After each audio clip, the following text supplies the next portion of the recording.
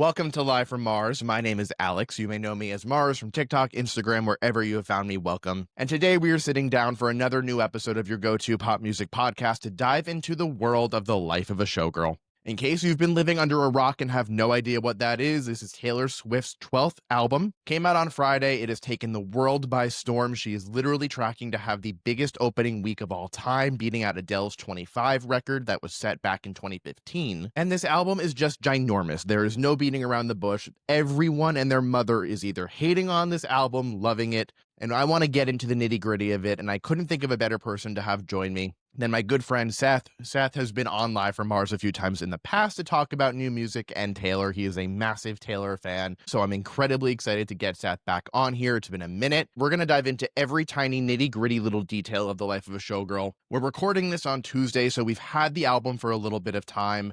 I posted my initial reviews and reactions on Friday when the album first came out. I've had the weekend and a little bit of the week to sit with it, to continue digesting it. My opinions have shifted a little tiny bit here and there. Seth and I are going to go track by track through every song on the life of a showgirl. We're going to talk about the marketing campaign for this album, if the rollout matches the sound of the album, if Taylor reuniting with Max Martin and Shellback for the very first time since 2017's Reputation, and if this reunion lived up to all of its hype.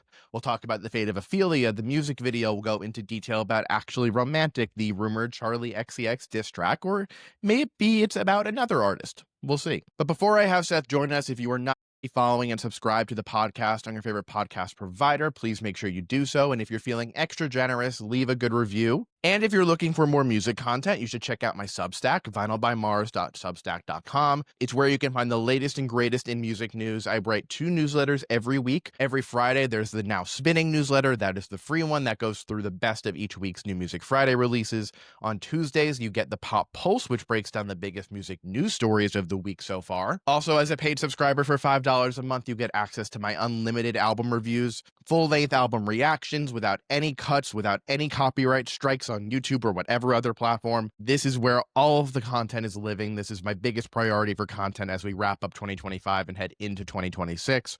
So if you are already a paid subscriber, thank you. It means the world to me. If you are not already, consider this your sign to do so. And without any further ado, let's welcome Seth and dive into the world of a showgirl.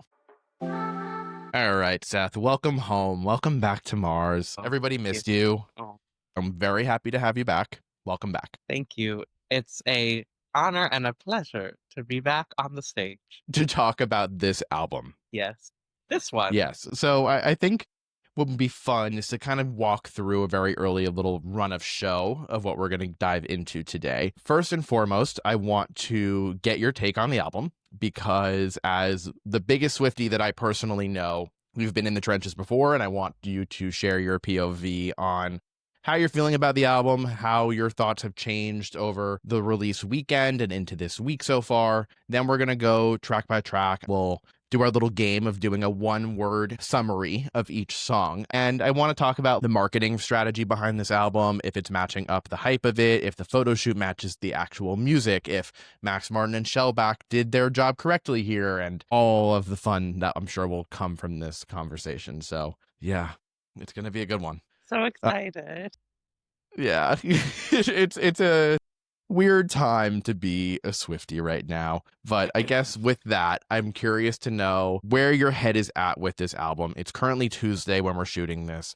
It's been a few days since the album came out. How your initial reaction was and how that has evolved, if at all, since. So I did listen at midnight with my partner, and we listened, and Fate of Ophelia, Elizabeth Taylor, I was like, okay, these are bops. Not necessarily showgirly, but these are bops. And I was like, there's like some lyrics I didn't love, but like I was like, okay, that's kind of Taylor. Sometimes she does that. And then as the album wore on, I felt kind of slighted and cringe. But that, like, and I don't like using the word cringe, but then also I felt disappointed because I've been a certified Swiftie, I guess, since 1989, but was a casual fan for the albums prior. And so I was there during Reputation. I was there during Lover. I remember the lows of liking Taylor Swift. And this just felt so like I've never disliked an album of hers overall. And this is the first time I've really felt an immediate dislike and distaste of an entire album, basically, that she has put out. And I understand that people like fun and people want fun pop music, and my immediate response is, yes, and Taylor has done it before better than this. So Mm-hmm. why now? And so disappointment. And then even over the few days, the more I think about it, the more upset I get about it because I know she can do better than this. We know she can do better than this. And I don't love that she basically created music for the people who hate her to be like, this is a Taylor Swift song. And I Right. can't disagree with them. A lot of the album just really feels like she didn't think about how things could be interpreted. She just wrote and said, I'm done, which feels a little lazy. Mm-hmm. Yeah, I kind of relate. I think my first impressions of the album were so beyond mixed, leaning negative, and that was a really jarring feeling because, like you said, I've never disliked an entire Taylor album or like the majority of the album. And this, upon my first listen, was the very first time that I ever felt that sentiment. Even after Tortured Poets, even after Midnight's. Like, Midnight's I'm not the biggest fan of. I don't ever really return to it. But in comparison, this feels less polished than Midnight's did. And Tortured Poets has its moments of incredible songwriting and production and vocal work, but then there's also moments that feel so just beneath her level of quality that she favored quantity over it, which we've spoken about ad nauseum. But like this time around, she made a very, very clear conscious choice to focus on quality over quantity.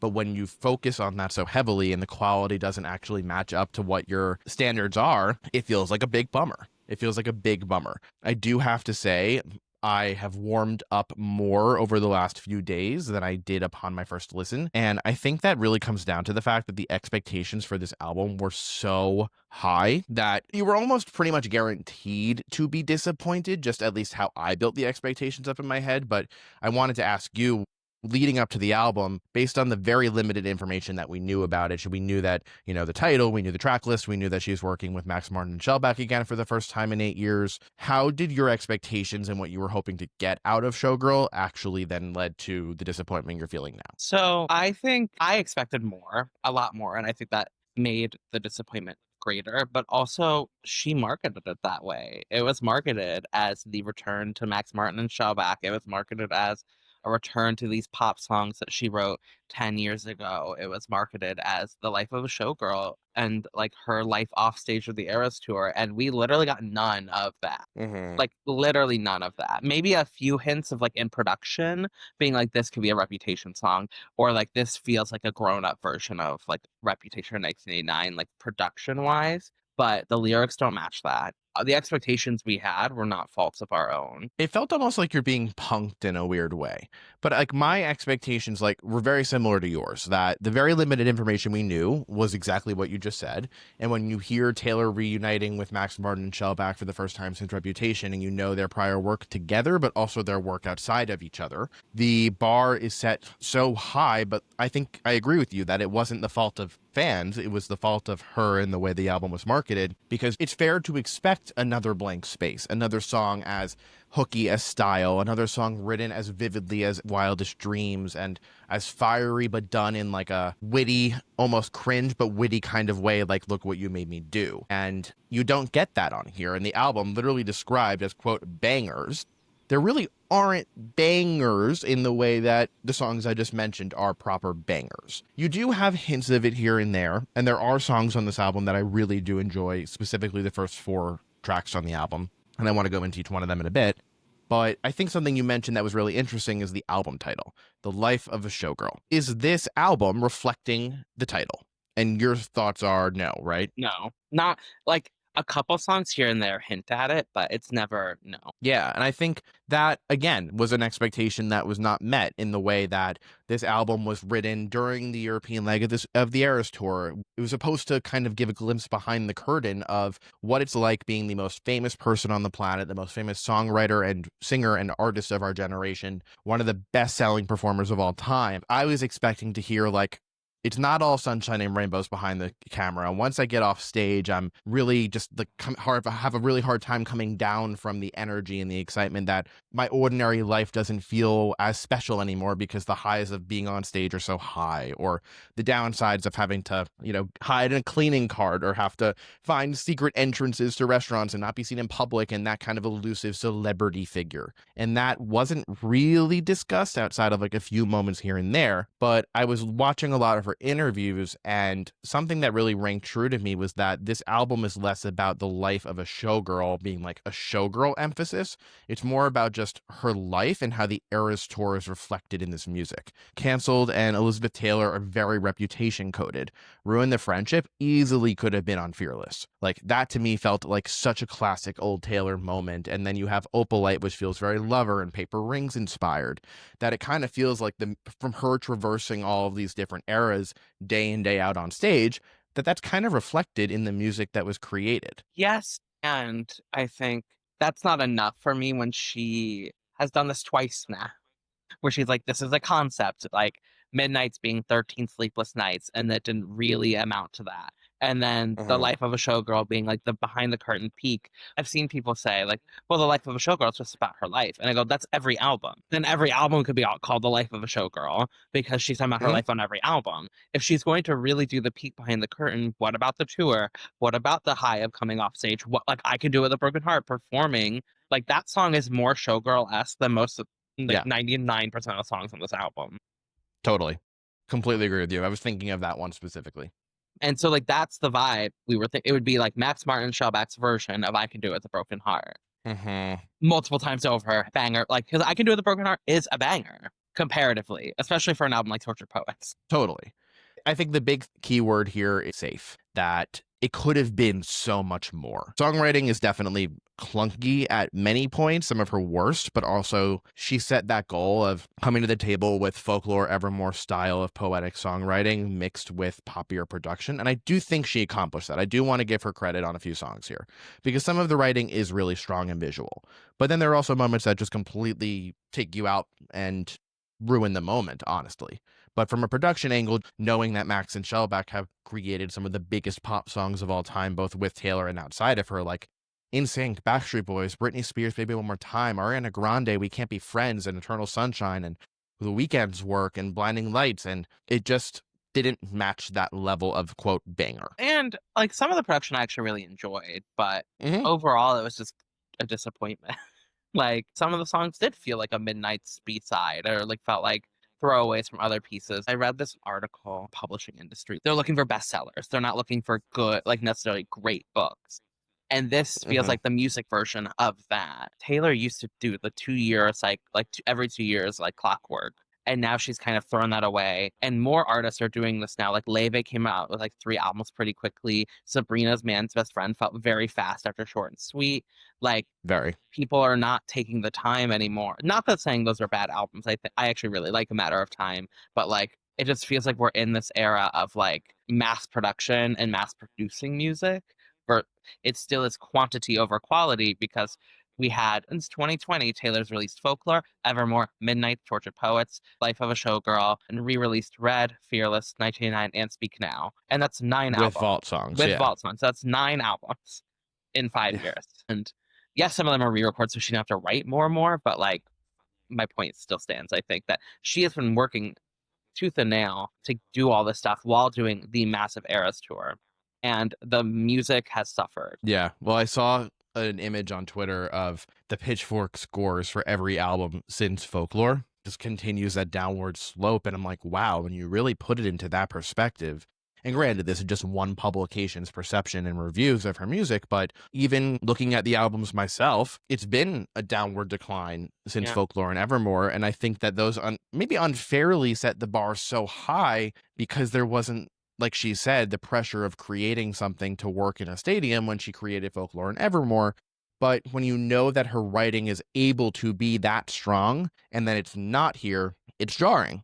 I think she doesn't, arguably, the biggest artist in the world doesn't need the stadium pressure anymore. She can write whatever she wants and it will sell. I mean, I know this Fair. album is going to outsell, I think, Adele's 25 at this point. And arguably, Adele's 25 to me is still more impressive because Adele did it without variants and without multiple types of CDs and without, like, she I just, was going to ask you about this, but let's just dive into yeah, it now. like Adele did it without the glitter, without the show, without the 8 variants, without like I don't think Adele has ever done more than one color pressing for any album except 30.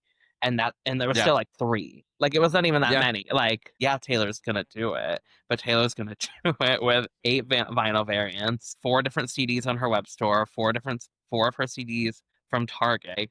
There's even more. She's doing these acoustic The versions with acoustic like version. songwriting memo and this acoustic version on this variant. Based on the last sales update we've gotten this morning, Life of a Showgirl has sold 3.2 million copies, and that's including physical editions, digital purchases. That's not even really taking into account streaming numbers. Yeah. So it's going to beat Adele's 25 record. And Adele has it with 3.4 mil. I was going to ask you if you think if this is going to hold that same weight, if Taylor having this new record means as much as when Adele had the record. I don't think so, and you perfectly explained why. No.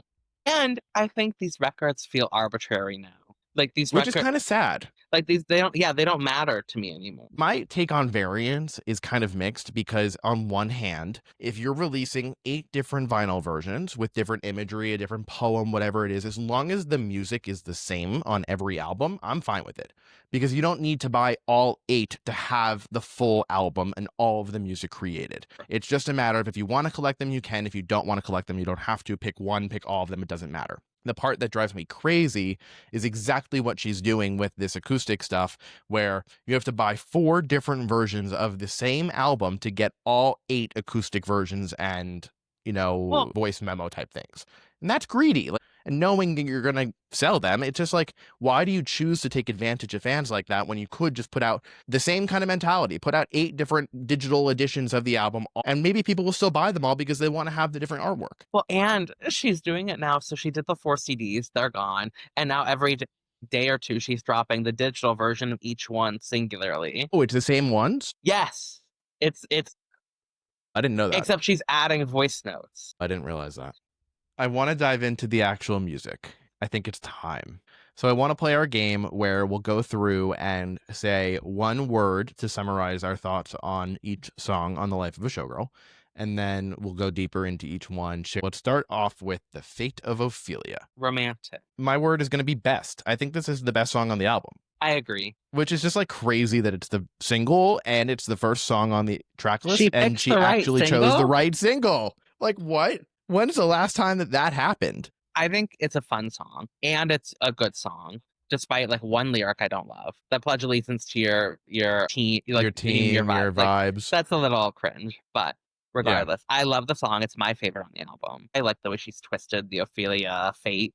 It accomplishes the goals that were set out for the project. This is a banger, maybe not in comparison to a style, but like, this is a great Taylor song. This is a great pop song. If anyone else put this out, we would be running all over the place saying that this is the #1 hit single waiting to happen. I love the fact that the poetic lyricism is balanced with like very clear hooky moments. I thought that like there's a really nice line that she was able to balance on between leaning so heavily into the Shakespeare imagery and also playing it into the story of her own life. I felt like that was handled really well. When I first listened to the opening line of the song, it really reminded me of Fortnite, because it's like a little lethargic. It kind of felt like coming out of the haze of the Tortured Poets department into the new, brighter, bombastic world.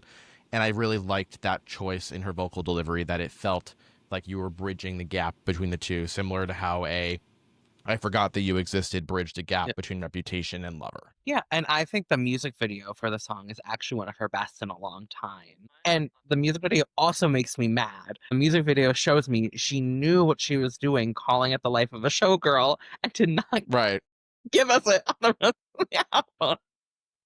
She talks about her inspirations of like the showgirls of Anything Goes-esque showgirls to like the 70s, where it's like she's like Cher essentially. Or like she's smart. She knows the concept. And I think it works really well for the music video. I think it looks great. It tells a story perfectly of what she was trying to do on the whole record. Yeah, like what the thesis statement should have been. Totally, I get that. I do think that Elizabeth Taylor also walks this line well. Does a nice job of like revealing this to be about herself and showing the similarities between the two of them. Elizabeth Taylor, very famous celebrity, actress who married, I think, 8 times, but to 7 different guys, and just was this constantly sought after figure from the press and the media, like a true celebrity showgirl. And I like the specifics. Portofino, the Plaza Atene, the Musso and Franks. When I was listening for the first time, I thought that the verse was so calming and kind of serene, and then it just jolts you with energy as the chorus comes through, and it literally scared me the first time I listened to it because I was just so caught off guard and wasn't expecting that kind of jump. Songwriting wise, I also think from a lot of the interviews she's been talking about, like she wanted to have fun and show off the different sides of a showgirl, being feisty and mischievous and catty. And the line about how she prefers trust over a Cartier, Just but then kidding. says just kidding, like that was great. Like that's personality being injected into this that really landed with me. This is a top one on the album for me. Banger is my word. Oh, okay. My word would be shit, I had it. I guess I can just take the easy way out here and say reputation. Like this to me is what the reputation would be about. Like this is a reputation song about the reputation of Elizabeth Taylor, about the reputation of Taylor Swift, and drawing the line together. And this is one of my favorite songs, probably to Fate of Ophelia. Like this is the song though I've been listening to on repeat because it's so catchy. The beat drop was so good. It was such a good musical moment. Like I love the "I Cry My Eyes Violet" Elizabeth Taylor lyric specifically. Mm-hmm. It feels like showgirl-esque in a way, being famous and what it means to be a woman in today's society. And she infuses that with the production that makes it feel still like a banger, and I want to dance and I want to scream sing it in the car, which is like the goal. Like these two songs, especially coupled together, really feel like what the album was going to like. It was such a false start. Mm-hmm. It really gave us. Oh yeah, it really is. And the production, like, not that this is anything groundbreaking, earth-shattering, crazy for pop music, but it totally worked for me. It landed the punch. I think the expectation that I had in my head about this song was that it was going to be like The Last Great American Dynasty, where she's singing about Rebecca Harkness, and then during the bridge, it transitions into being about her. So again, like, I created that expectation for myself. So when I first heard it, I was disappointed. But then once I was able to get past that initial expectation and heard it for what plainly it is, it worked. And her writing is actually really strong on it, which is so deceptive. It's the song I'd return to unexpectedly. The one that I've returned to the most is Opalite. Fun. I want to say Lover. Yeah. I want to say Lover. Like, and it's ironic coming from the guy that has had such a strong distaste for Lover for You're the the longest number time. one Lover hater. The fact that this is my go-to song on the album right now is crazy. Like, it's basically Paper Rings, but better. Yeah, I think it's a fun song. I think her writing could be better on it in places, especially the reference to Travis's ex, and then the Onyx Sky reference immediately after feels a little for me, like, Taylor, don't do that.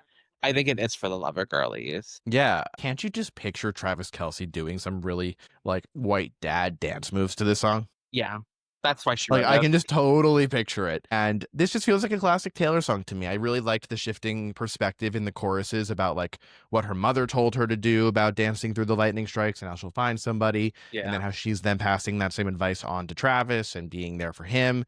I thought the bridge for this one was really pretty. And like just the way that the production transitions for the bridge was great. And then how it climbs back up. And then you just get this big euphoric conclusion that feels exactly like what she's describing. It feels like the beautiful parts of a summer sky.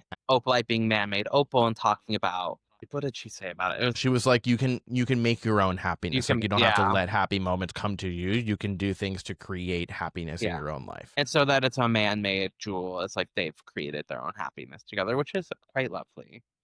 Happy and for also them. just like how that to me is a sign of her as a great songwriter, like how to think of that metaphor about creating your own happiness of a gem that can also be man-made but is also the color of the sky that I'm going to be describing, and bringing in the onyx night and just like the color imagery here with the lightning strikes and everything. It's just very visual, and that's usually where my preference for Taylor lands the most. Father figure. First word that came to my mind was daddy. Daddy. That's great. I mean, you can run with it. Daddy / revenge. I'm gonna say Godfather. Yeah. Like I never knew how crazy it would be to have Taylor playing mob boss on a song, and I felt like this was the one that really played into like the folklore Evermore writing with more poppy production. Like this is another one that really landed that original thesis statement for me personally, because like it's character driven and she's playing this role as this very creepy and cocky and manipulative boss, man in power, this feels like a way more effective version of what she tried to do with the man. Yes. This is exactly what I was hoping a song about the man would be like, where she's not only just like describing the double standards in the man like she does on Lover, but in this role, actually playing the character and showing through this, I'm going to be the bad guy. You very clearly see the power imbalance and the struggle of being a young woman, being this protege relationship in this grand context. And I do have to say, the George Michael interpolation is so generous. Like, it's blink and you miss it. Because that is one of the very few things we knew about this album, that there was going to be a George Michael credit on Father Figure. And unfairly, my brain went, oh, Max and Shellback are going to remix and sample his Father Figure, twist it into some cool dance break, and make that the core of like the hook of the song. Obviously didn't do that. The fact that George Michael is credited for Father Figure, but the Jackson 5 are not credited for Wood is crazy. The other thing for this is I really like the turn at the bridge. I really like how that's Swiftian to me. Like the idea of telling the story and then turning it on its head for a moment. And I actually also, I think the clean version is better than the explicit. She swaps out dick for check. And I actually think that is more powerful to me, because the immediate line after it is about profit and making more money. And so to me, it feels more powerful to say check's bigger, because it's like because money is power in this world, like especially the world that she created. Normally, I actually don't mind Taylor's explicit moments, but this is the start of many moments where I will say I think the vulgar parts of this album are unnecessary. It felt more like a I'm gonna get you jaw dropped the first time you hear it, as like a gotcha kind of moment, and that you'd be shocked that she said the word dick in a song, and then like after you listen to it the first time, that punch obviously isn't there anymore. Well, and how is it going to last outside of it? And the initial shock. I think repeating it so often takes away from that. I didn't mind the lyric. I thought it was funny, and it does play into like the mafioso fraternity kind of feeling about this industry, and the way that she's describing the character that she's playing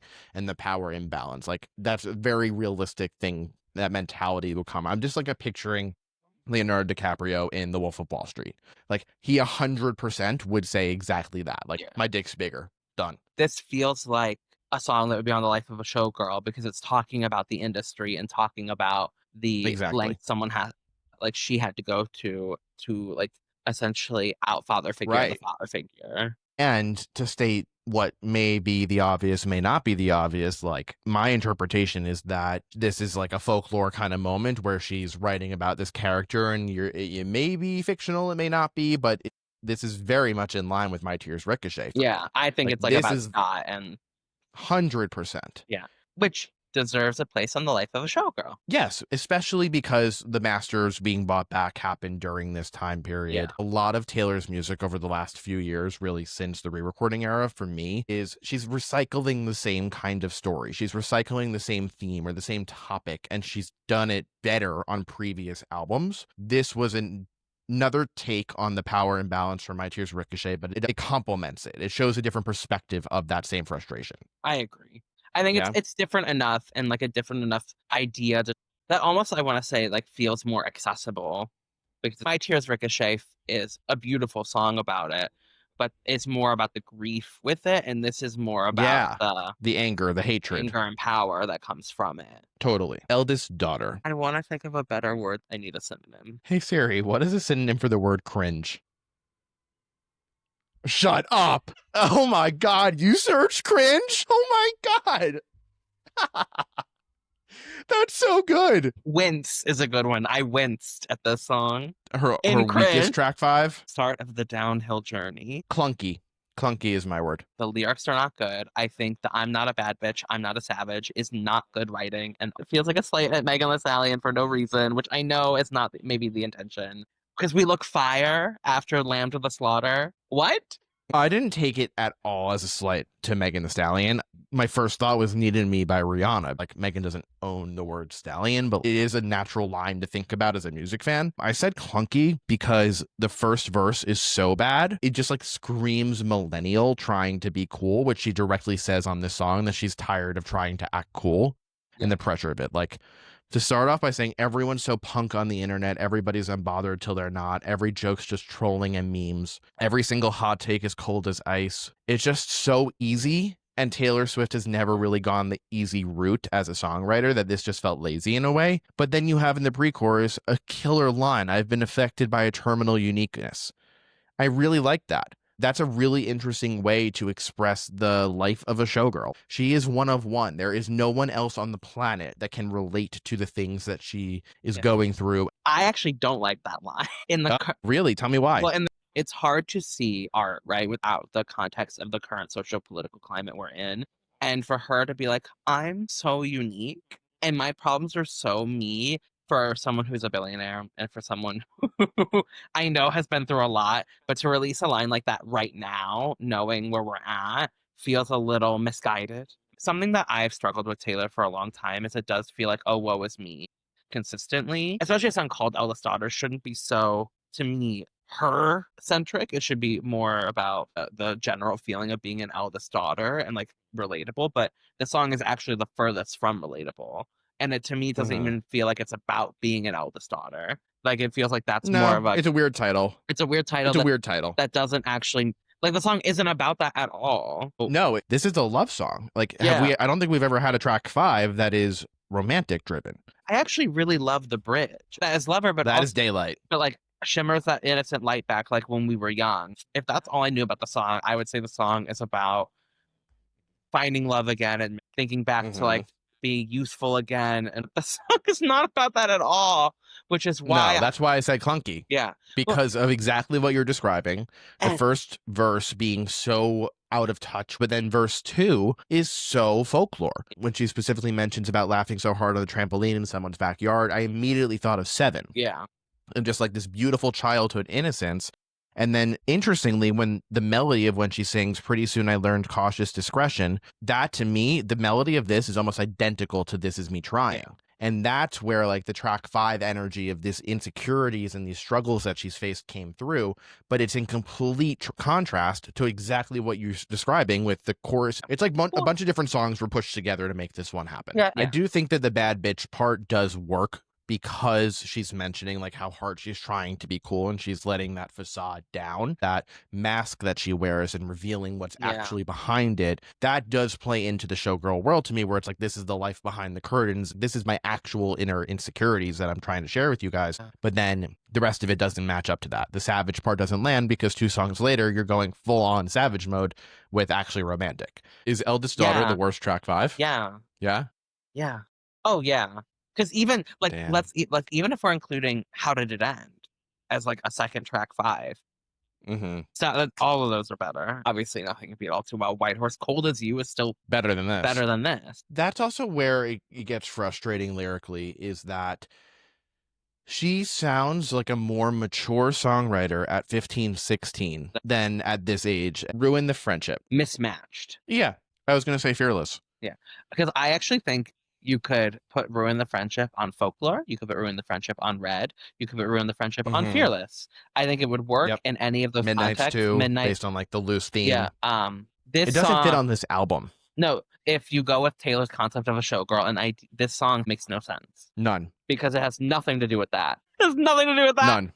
And the storytelling is beautiful. And also, I don't love, she should have kissed him anyway when he was with someone else. Like, Taylor, sometimes we don't have to let our inner thoughts out. I was thinking more about how she's still singing that she should have kissed him anyway after the reveal that the guy passed away. That also was a little crazy. Like, even more reason, I get it. Like, you feel like you didn't have the opportunity to do what you wanted to do. But I really did like the bass line here. And like the bass across a lot of the album, Elizabeth Taylor, the bass line was really cool and funky. Melodically, I really didn't love the verses, where like the end of the verse was like da da da da Da da da da da. Like 85, I think is mentioned in one of them. 85. Like I it think feels with different production, it would weird. sound better. Well, I did really like the ad libs at the end. Like it felt a little angelic, and I think vocally Yeah. she sounds really good on this one, because that's a criticism that I felt about the Tortured Poets department, was a lot of her singing. Like she hasn't sang in a while. Like the way that she's shouting and using her voice on the bridge of Cruel Summer, a lot of Tortured Poets was very monotonous for me on this album. A lot of it is still very monotonous. Yeah. And Ruin the Friendship was one where I actually really thought her vocals came through and shined bright. yeah. I don't have. I honestly don't have much more to say about this song. Yeah. Okay. This is the one that I'm the most excited to dive into with you. Actually Romantic. Is this her worst song, as some people are saying? My one word is unnecessary. But I still think Thank You, Amy is worse. By far. I hate it. By far. But they both have a common theme, and that is Taylor can be petty as hell. And I think Taylor should grow up. God.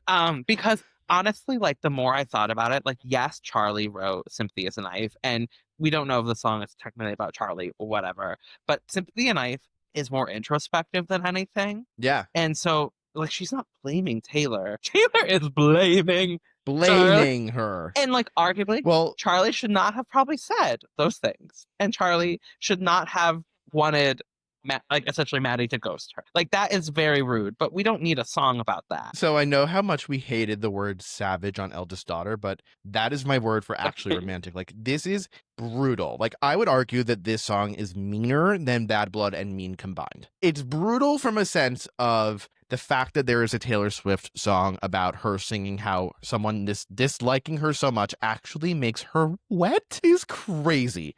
The first line coming out swinging about like, I heard you call me boring Barbie when the Cokes got you brave. That is a bar. And as cringe as it can be at times, when Taylor tries to play bad girl, play mean girl, it's so non-believable. Like I don't buy when Taylor tries to play mean. Like Who's Afraid of Little Old Me, I think is one of the worst songs on Tortured Poets. And I know that that's an unpopular opinion, but it's because I just don't believe her. I don't believe her. And this one, I believe. Like, I agree with you, though. If this is about Charlie XCX, I don't think it's fair for Taylor to minimize Sympathy is a Knife into just being a Taylor diss track, because it is, like you said, more about Charlie's inner psyche, her own insecurities. It's not really nice for her to say, I hope they break up, but like that's her own insecurity. Taylor went swinging. Yeah, when Taylor's swinging, I feel like is always for me a swing and a miss of recent, because it's like she has lauded to be a girl's girl, right? And it doesn't sit well with me that she thinks this is okay to do this to someone, even though that person has said things about her. I would have wanted like a Girl So Confusing version of this.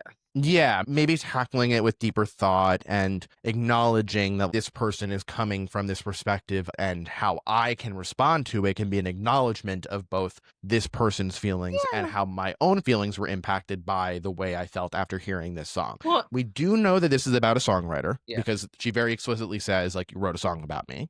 I'm not sold 100% that it's about Charlie. I think it's very clear that it can be, but there is somebody else that came to mind.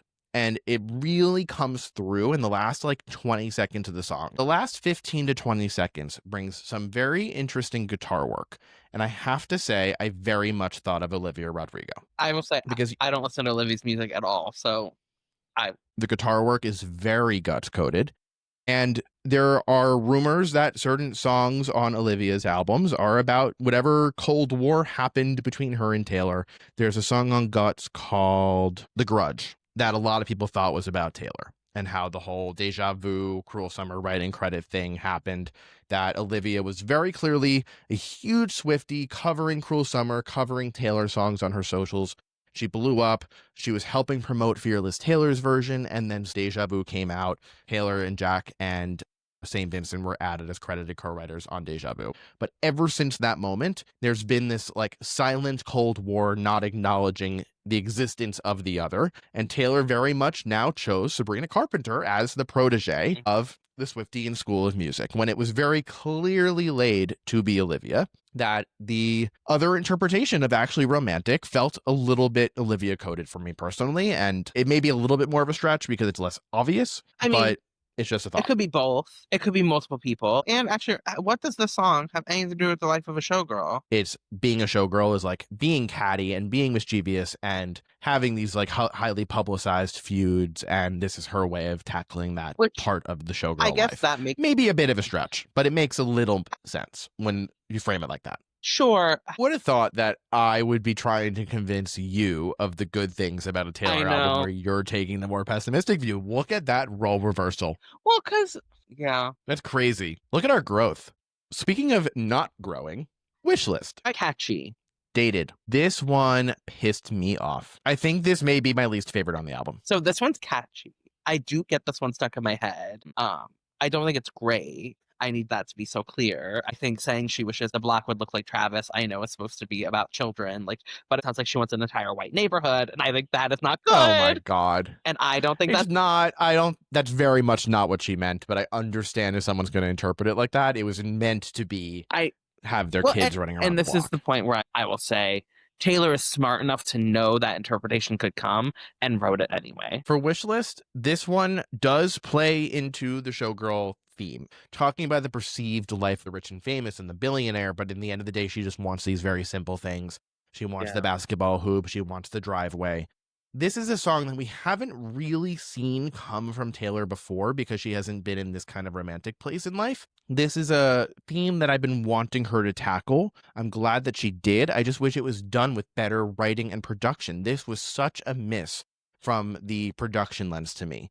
The pre-chorus is so boring and the trap beat is so dated. Yeah. Why is there a trap song on a Taylor Swift album in 2025? Like, didn't we learn after Endgame not to play back into that aesthetic?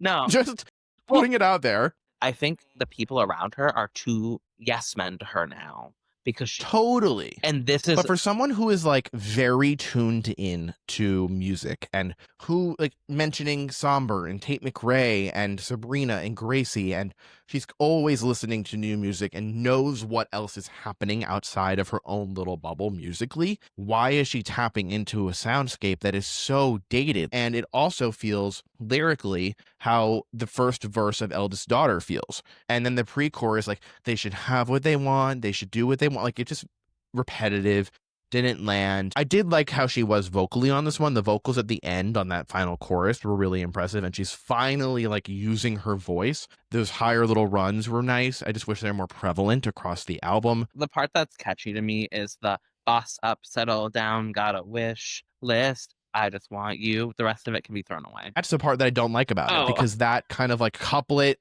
that's so prevalent in trap, and like that was used across all of Thank You Next by Ariana. Yeah. Like that was 2018, 2019. Like this is 2025. If you're trying to look towards the future sounds of pop music, I would love to see Taylor try on something more dance pop oriented on this album. Yeah. Play into a Charlie kind of brat moment. It wouldn't necessarily work, but like Selena did it on Bluest Flame on her album. I think it would have been cool to see her tap into maybe a little bit more experimental sound, but she would never do that because she's the safe Taylor Swift But I right think now. Taylor's gotten too big to actually take risks, which is weird to say. Which it should be the opposite, because she is so big that she can do whatever she wants, which she's making incredibly clear by having a song called Wood about Travis's penis on this album. Yeah. Is that next? So your word for wood is what, horny? My word for Wood by Taylor Swift is I wish I could unlisten to. I wish I could unlearn. I would like to unlearn the things I learned. My word is unhinged. Yeah. This is the most unhinged I think that she has ever been. Part of me is like happy that she's leaning into this. She's never had a song so explicitly about sex. And Guilty as Sin kind of like laid some little planting of it, but like this is as blunt as it's gonna get. Happy for her, sad for us that this is happening, because I think it's fun. Whatever. I think Sabrina does this whole thing so much better. Way better. That it's Way like better. This is her trying to do Sabrina. Yeah, and this is not a costume for you, Taylor. It sounds unforced to me. Some of the lyrics here are good. Like, to open up the song by saying like Daisy's bare naked is very, very cleverly done for like the literal interpretation about like how horny this song is. But also she's singing about like he loves me, not like picking the petals off of a daisy, off a flower. But then it just so quickly transitions from being about like stepping on cracks and knocking on wood to then the second half of the chorus being so different and sexually charged. Again, it reminded me of, I'm forgetting which song, but like where the two parts don't Eldest add up. Daughter. I think it was Eldest Daughter. Yeah. Where it feels like these two things would have been two different songs and they don't necessarily mesh together. It's so unserious that to me, it's just fun. See, and like, It's fun. It's a fun song. It's fun. Doesn't mean it's good, but it's fun. It's fun.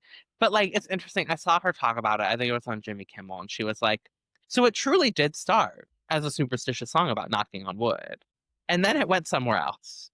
And but like, that's this whole album. It's like, it started as this, and then it went somewhere else. And that's not good to me. God bless the people who think this is just a Jackson 5 song who get there. Beautiful. I can't wait until they're added as credited writers on this one. I'm scared to go to this one, but we're going to do it. We're going to do Canceled. Why? I say that because I like the production a lot. I actually think... Me too. I think the production of the song is almost more... Is real good. It's more Reputation than the whole Reputation album, which is so funny to me. I mean, yeah. Like, it's definitely up there. I love when... I don't know how to describe it, so I might just make a noise, and I hope it makes sense. The...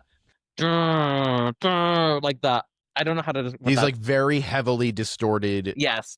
Synths and pads like really just bring the darkness, this black underworld cloud of just smoke and disgust. And my word for this is, I'll just say distorted, because I think it plays into the distorted perception of what she thinks she's trying to do with this song when it actually doesn't land the way that I think she thought it would, but also the production sounding as distorted and creepy crawly as it is. I feel like this could have been a lot worse having a song called Canceled, but it's definitely not good because of the way people are going to run with it. But like, finally, the production is something different. Finally, the production is dark and brooding and haunting. This worked for me, especially vocally. I'll just say what I've been thinking about because it's just so sad. The lyrics to me are not good, and I think it's a little MAGA anti-wokey, and and write a song that is liking her friends canceled, cloaked in Gucci and in Scandal is a little insane. That is just a little insane to me. I feel like she's done this kind of thing before. Like, this is why we can't have nice things. Thematically, it isn't as fresh and exciting. I really love the bridge of this song. It may not be the best writing on the album by any means, but it does save from the worst moments of this song. Like, to do Girl Boss Too Close to the Sun. Come on. That's, again, like the 2019 memes and hot take mentions. Like, it just feels cringeworthy hearing that kind of writing from the same woman who wrote Peace and August and Cardigan, you know? Yeah. It's just like, the beat is good. Her actual singing is quite nice on the song, but like, it's just Taylor. Edit your music a little bit more. We know she can do better. We know she can tell a story. It feels lazy still. Like, it's awful how consistently uneven it is. Yep.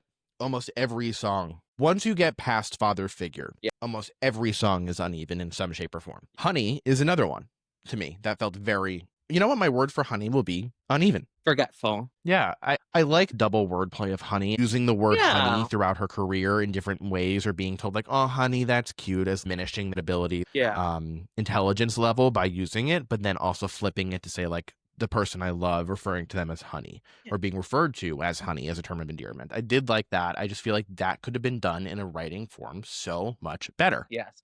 Well, yeah, that's the thing. It's like, she could write this song better than this. This is where I say it's like, it feels like a first draft of this idea. I really do feel like this song is a blend of like Midnight meets Slut from the 1989 Vault. It has a little bit of like a dreamier edge to it, but the production does feel Midnight's coded, which makes me wonder, like, why did we have no Jack on this to begin with when so much of this album feels like it could have been made from other Taylor albums that he's worked on? Well, that's the other part. It's like, is this Max Martin and Showback? Because it doesn't sound like that's it. That's the golden question, because it doesn't feel like it. Jack was Public Enemy #1 for a long time to people, and it's not Jack.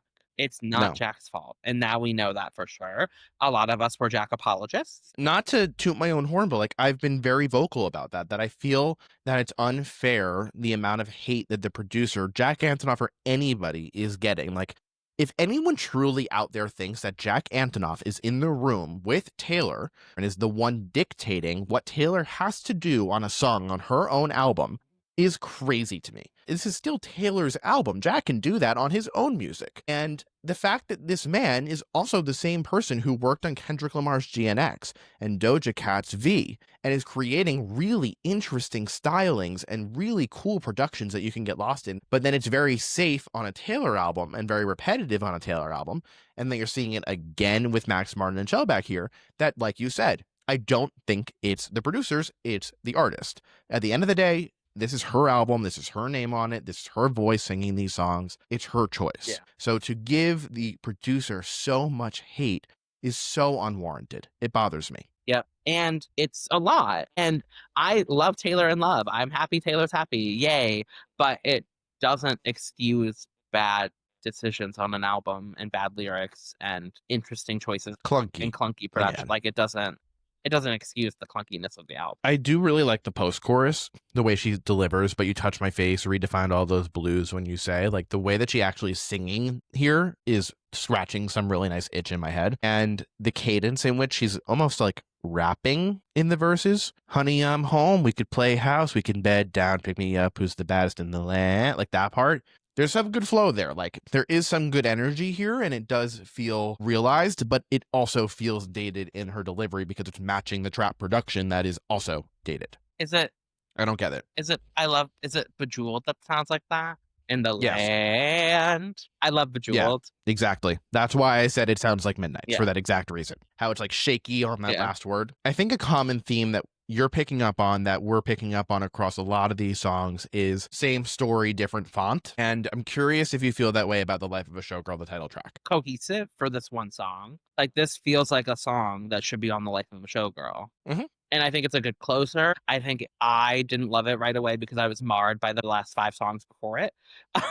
Yeah. Um, Yeah. But I like the story she's telling about Kitty, and I like how it's telling the story of becoming a showgirl. And also like the actual showgirl warning the protege, warning the wannabe superstar of what the life is actually going to entail. And I think that is a really interesting flex to throw on this album from a narrative play. 3 things. 1, Sabrina sounds better and delivers this better than Taylor does vocally. Oh, well, yeah.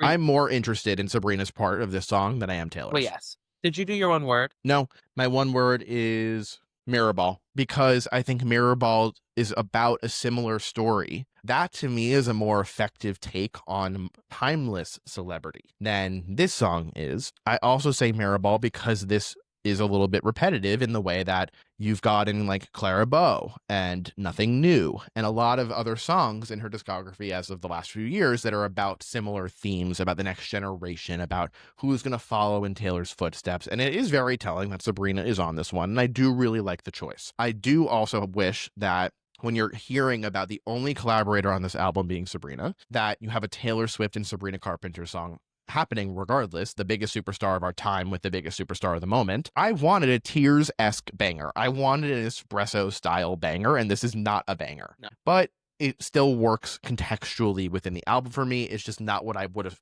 wanted when I get that one Taylor and Sabrina collaboration. Nothing New is a better song for The Life of a Showgirl than most of this album. Fair. Very Sorry, fair. I just said nothing. Very and I was fair. like, Red, you will forever be my favorite. Anyway. And what's interesting is that she wrote Nothing New 13 years ago. Yeah. And it's still poignant. I like how it ends with the Eras tour on like sound of Taylor and Sabrina saying goodnight, thank you. I do wish that something I wish a lot with albums like this is that we follow through on a concept. And like if that's how you're gonna end. Please say what you're about to say, because if you're not going to, I'm if you're gonna end the album this way, you should have started it this way. You should have used something like that throughout the album or started it something like Ray on My 21st Century Blues does this perfectly, where she starts by saying, "Welcome to the show, ladies and gentlemen. We're about to get started." Who didn't Ray open for Taylor on the Eras tour? Yeah, she did. And she starts My 21st Century Blues with this and then ends, "That's our show. Good night, everybody." And it feels like a full show. Concept thought out. I'm checking the credits on this one album that I want to make sure. Okay. Not every song on this album is done with Max Martin, but a lot of it is. Dawn FM by The Weeknd. is kind of what I was hoping to get from this album. Having this concept of ending the album with the actual audio from the Eras Tour, saying goodbye, have a good night,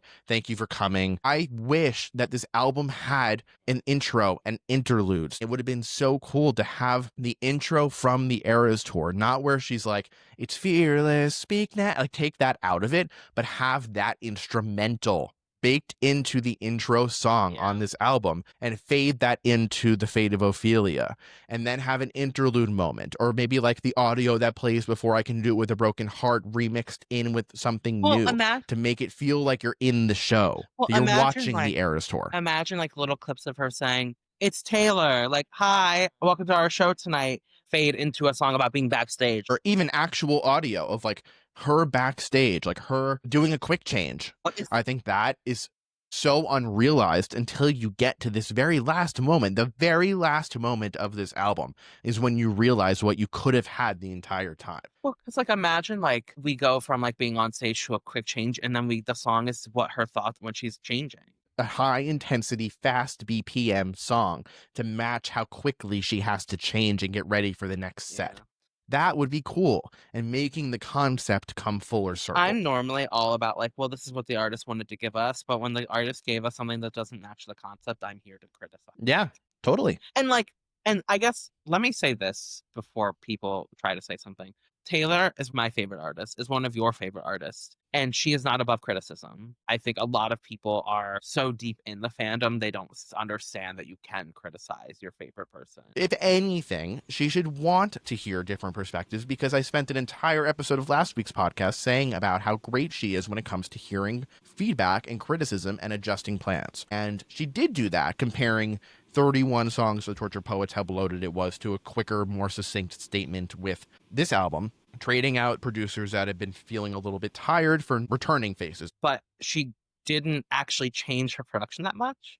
Like, she still had too much of a heavy hand in keeping it a la Midnights, a la Tortured Poets, a la 1989 Vault Tracks, where it's like a lot of it doesn't feel a departure enough. And she went from in some ways overwritten lyrics to so simple and so poorly written that it's like she's overcorrected, but at what cost and for why? Well, let me ask you this. Is it fair of us to have this expectation of her that every album needs to feel so sonically different? And I think before you even answer that, she's made a very clear effort to ensure that to be the case, like having very thought out eras. I would argue that Debut, Fearless, and Speak Now are one era. I don't think every album needs to be a distinct era.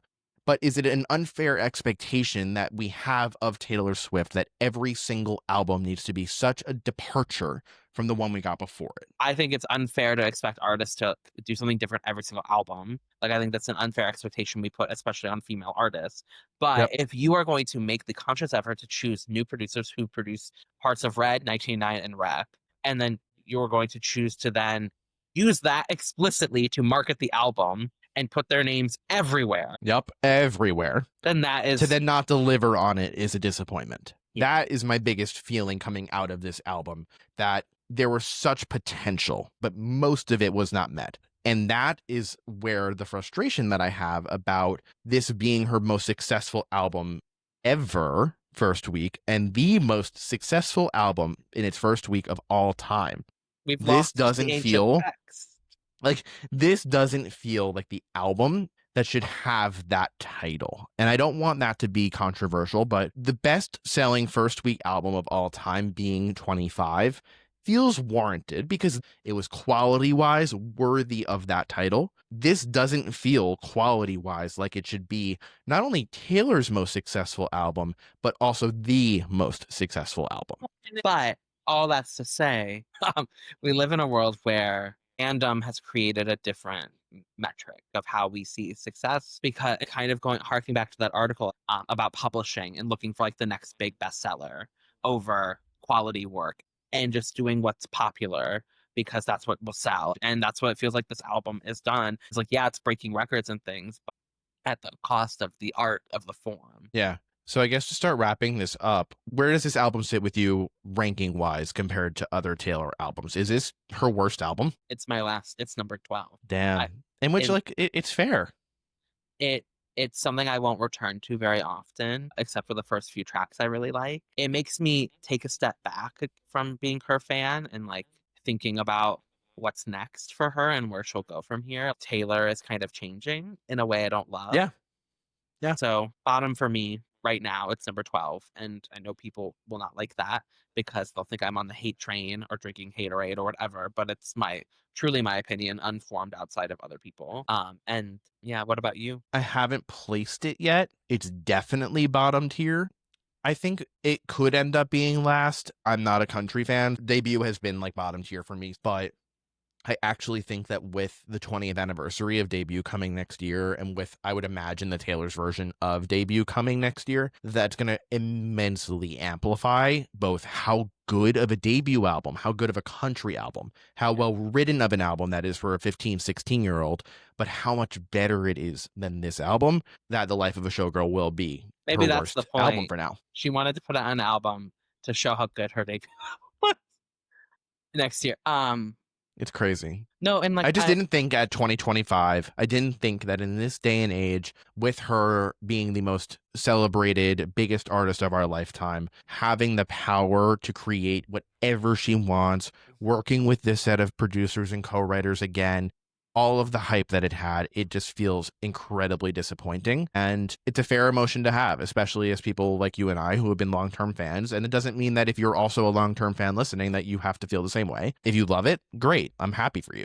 Yeah. Everyone's going to interpret this differently. I just want people who are on both ends of the spectrum, who are absolutely obsessed with it, thinking this is her best thing she's ever done, to wake up and smell the roses a little bit and like listen to some of what we've said.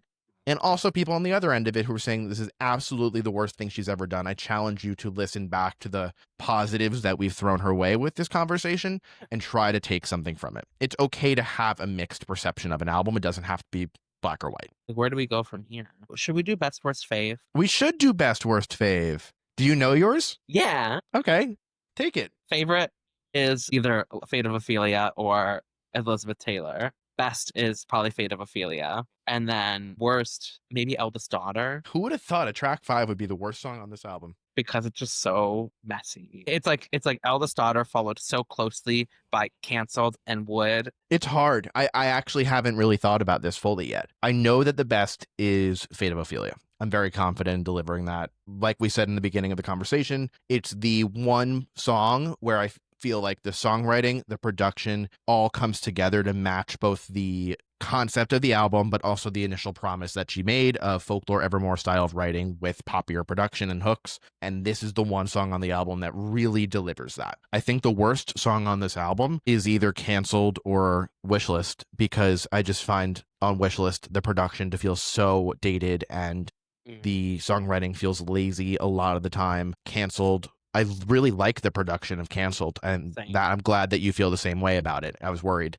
that it was just going to be a complete hit, but Cancelled, like in terms of just enjoying to listen to this album, Cancelled is a top 5 one for me. Like I will go back and listen to this song just because I like that it's different, but it doesn't mean it's good. My favorite song on this album right now is Opalite. I love Opalite or Father Figure. And who would have thought? I love, which is so ironic. Opalite is the one that right now I'm revisiting the most because it's just lighter and easier to absorb on a daily listen. I could see myself getting a little more tired of it and eventually moving over to Father Figure. I think Father Figure is something that's really intriguing. It feels like a classic Taylor song.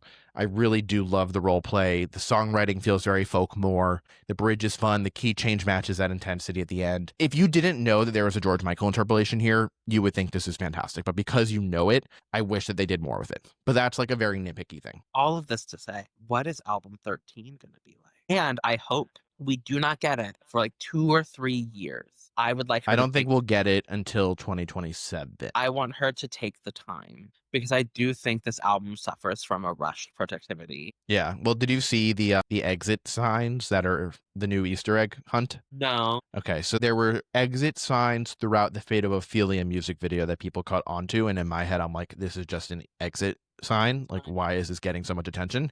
But then during Jimmy Kimmel, when she was doing the like podcast setup with him, and the background was all orange with like different items there, different vases. There was a quill that referenced tortured poets for me. there were 2 exit signs on each end of the setup, and they were both green. So people are now running with this as the next big theory. And in my head, the very first thought I had was this is a reference to the next project being Taylor's version of Taylor Swift, the green like being the color associated with that era. Escaping 2 of back to them the beginning. exiting back to the beginning, like exiting this current timeline and exiting back to the Taylor's version part of it. The 2 of them reflecting both the second version of Taylor Swift, but also 2 decades of Taylor Swift. That's just like where my head went. Yeah. But that to me is what the next thing will be, I which agree. won't come until the end of next year. So It'll celebrate let's the hope. 20th anniversary, and I cannot wait to hear I'm Only Me When I'm With You, Taylor's version. And Teardrops Oh my in God. Are Taylor's version. Well, we'll have to revisit this at some point down the line. Maybe we'll do like a 6-month post-mortem to see how this is aging, because I'm going to be doing the top 5 albums of 2025 like we did last year, and Tortured Poets was one of them, and I cannot say with confidence that The Life of a Showgirl will be one of the 5 for this year. Listen to Matter of Time, and we could talk about Leve. I can give that one a run through, but I do think or we should Olivia revisit Dean. this. You know that's going to be there. I do know. Oh, yeah. Awesome. Well, Seth, thank you for taking the time to come back. I appreciate you. I love our friendship. I love that we're able to do this, and I hope that everyone who listened can learn something new and exciting from this conversation. But thank you for coming. Feel free to plug yourself, where people can find you. Seth here. You can find me at Drama King Books on Instagram, TikTok, YouTube, Substack. And if you want to follow my vinyl page, it's Drama King Vinyl on TikTok. I don't post much anymore there, but I was waiting to see if you were going to mention that other side of the coin. It's there. I haven't posted in a long time, but it's there. It's there. He does great book content. He weaves Taylor into that. Make sure you check that out. But thank you all for listening. Thank you all for tuning in to another new episode of Live from Mars, and we will see you all soon. Goodbye.